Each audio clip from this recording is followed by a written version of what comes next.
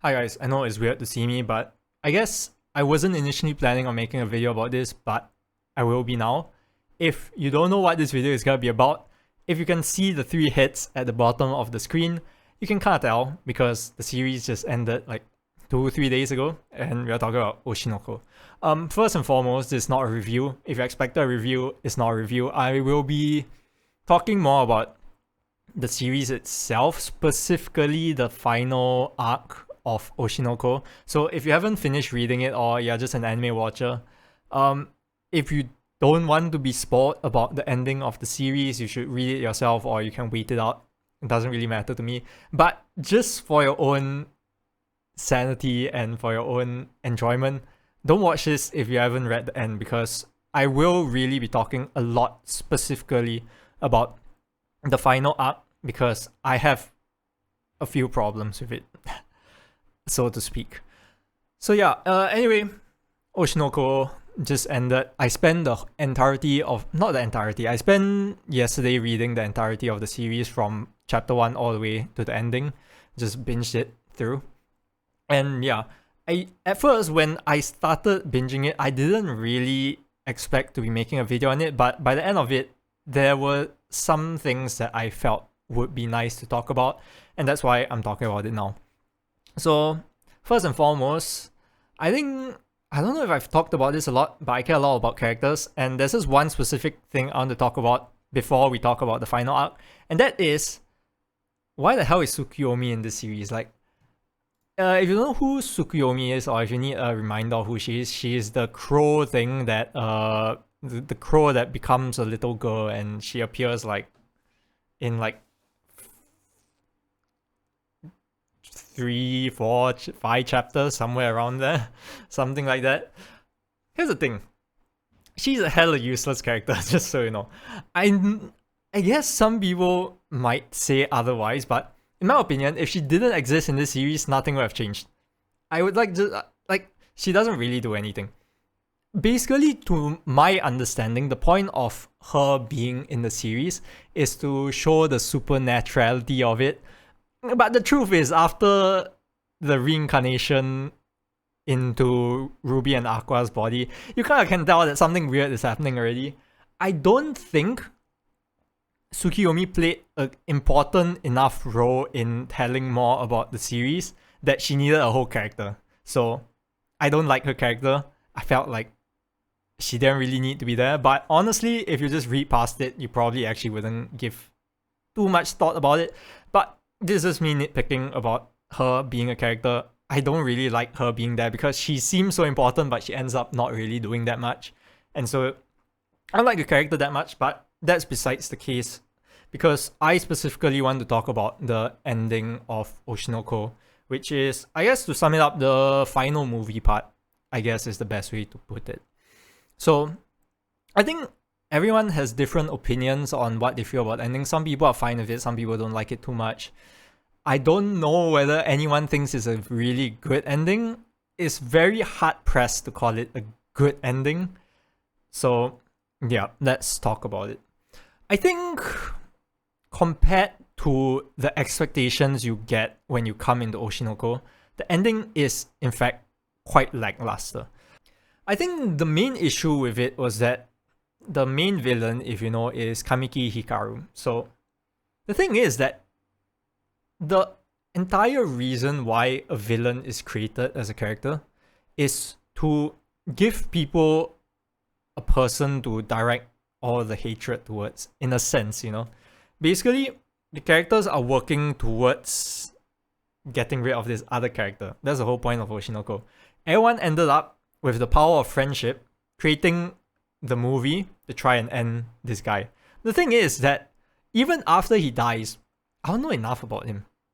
Because if you finish reading the series, you realize that Hikaru does not get a lot of screen time. I think in total, the importance of him doesn't really show at all. He is supposed to be the villain, but he hasn't really done anything that really makes you hate him. So by the end of it, even though he's dead, like, sure, he was the one who caused Ai's death, but that was like 100 over chapters ago, and he has done basically nothing that serious until his death. And so like, yeah, it just felt unfulfilling because you don't know, he doesn't seem like a bad guy because you don't know enough about him. That's basically the whole issue with his character. I think he should have appeared much earlier in the series. I think there was no reason to delay his appearance that late. I think it's fine if you don't show his face. I think for a fact, because before the ending, he did end up killing another actress. You do see that. But the thing is, you never really understand his motives or his actions or how terrible of a person he really is. You just know he's kind of a guy who kills people. And that's basically it. But by the end of it, the payoff of finally ending him doesn't really match up to the amount of effort that was put in.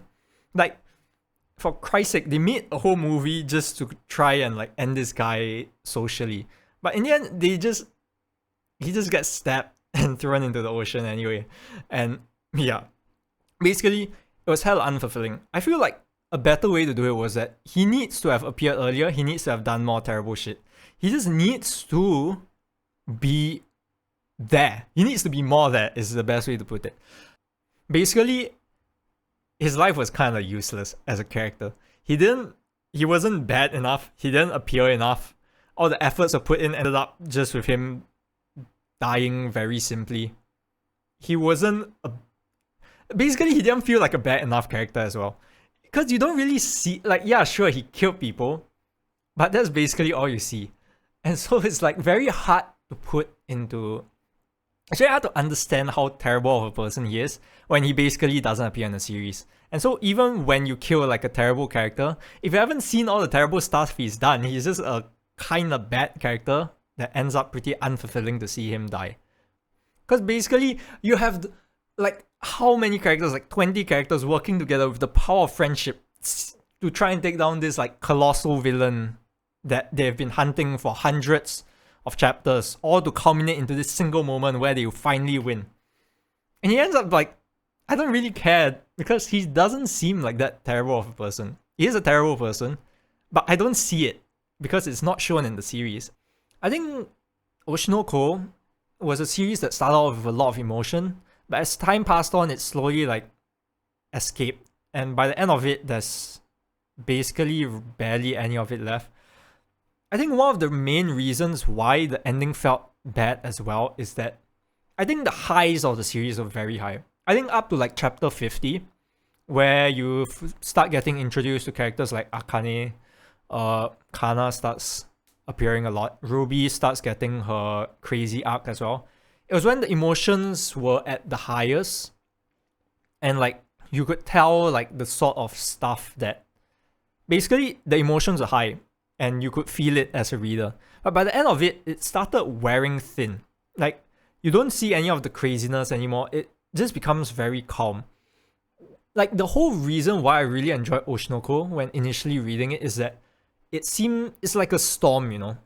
Because you have a lot of strong characters with a lot of strong emotions just ravaging around, forcing the story to move towards the end goal. But by the end of it, it just becomes a typical friendship story that ends with the most neutral kind of ending that you would expect, with like nothing crazy happening. And so it doesn't really match up, basically. The tension of the story doesn't carry through. Like for Akasaka Sensei's works, they start off very strong, but by the end of the series, it kind of ends up being kind of, I guess the best way to put it is mid. Like it's an okay series, but the issue is that the highs at the start of the series don't really match up with how the ending goes. It's like the story is S tier. It's not, the idea of the story is S tier, but execution of the story is like B tier.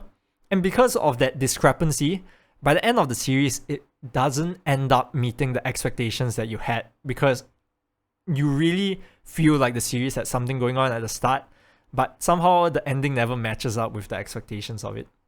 Which, yeah, don't really like it that much, but I guess it's an issue that writers have. I mean, as someone who writes as well, I think having a good idea for a story is really easy. You just have so much inspiration for the start, but slowly on as you continue to do stuff, you just are not able to keep the same tension going, and this is the kind of that's basically the issue that Oshi No Ko faced.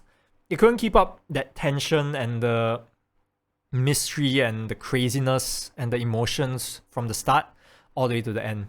You lose out all that craziness and they just all become so calm. And yeah, the characters are really good. You have such useful chess pieces that you could use to create such a great ending. You have characters like Akane, Aqua, Ruby that are so strong characters which could make such amazing things happen, but unfortunately ended up not being utilized to the greatest. I think there were definitely a lot of ways to make the ending better. I was thinking that there was definitely a way to make like a really good ending, and there's a way to make like a really depressing ending. And none of them required the movie arc, because I think the movie arc was, honestly, out of all the arcs, I think it's one of the most boring arcs of all the arcs in the series. Because everything is kind of settled already by that point. You don't really have any crazy twists or like high tension moments anymore. And so, yeah, it ends up very sad and boring. And I think the ending just didn't match up to what people were expecting. I think there were definitely a lot of ways. If Aqua lived, there were a lot of ways you could change up the ending. You could really make it. It really wanted to create an uplifting story from the darkness that it was at the start. There was definitely ways where you could make a really nice ending where Aqua lives and they end up happily ever after while still being able to get rid of Hikaru. Or could end up with a very terrible ending.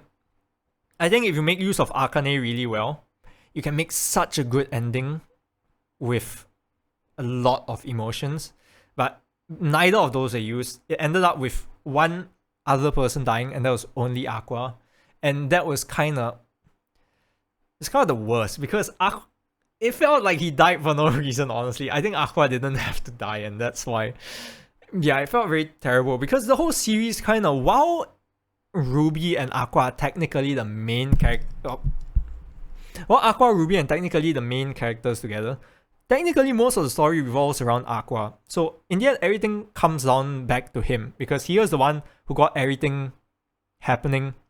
He's technically like the oldest character in a sense as well. He's basically the main driving force of this series.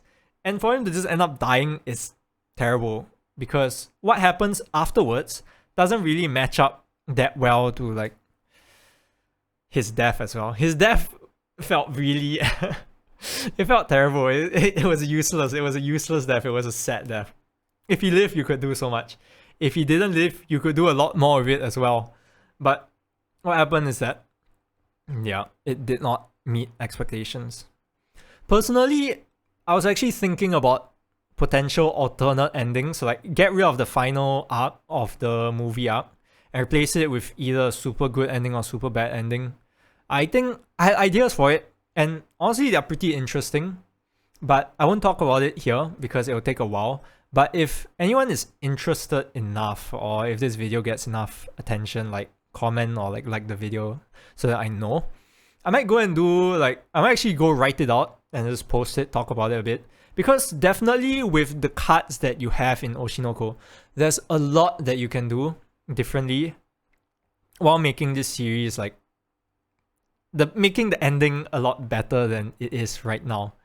And so, yeah, that's just my biggest gripe with the issue. Ending definitely ended up very short of what it could have been, but I guess in a sense it's not the worst either. So yeah, that is it talking about Oshi No Ko. And yeah, there's not really much else to talk about. Anyway, I'll see you guys again when I have something to talk about, but I don't really have much else to talk about. So yeah, I'll see you guys again in some other series talk about, if there's any series that catches my attention. So until then, I will see you guys again next time. Goodbye.